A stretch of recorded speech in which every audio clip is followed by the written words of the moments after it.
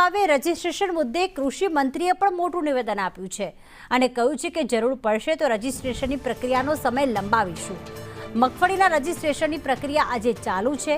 પ્રથમ દિવસે એક સાથે પ્રક્રિયા શરૂ થતા સર્વર બંધ થયું હતું।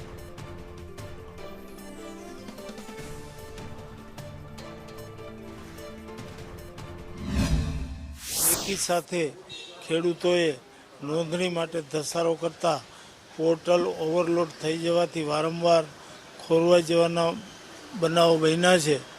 આજે એના માટે અમે પૂરી વ્યવસ્થા કરી અને આ નોંધણીની પ્રક્રિયા ચાલુ રાખીશું।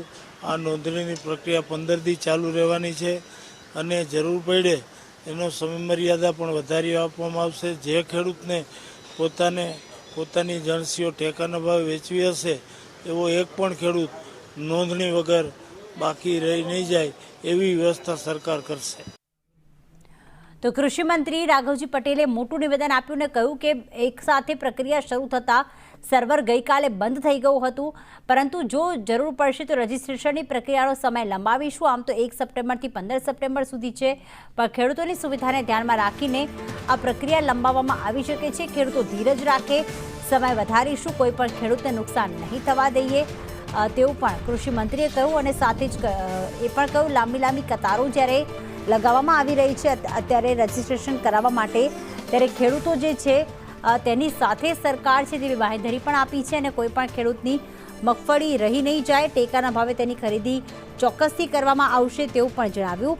અને હાલમાં સર્વર ડાઉન છે અને હાલમાં સર્વર ઉપર કામ ચાલી રહ્યું છે। થોડાક સમયમાં રજીસ્ટ્રેશનની પ્રક્રિયા પણ રાબેતા મુજબ થઈ જશે તેવું પણ કૃષિ મંત્રીએ કહ્યું છે।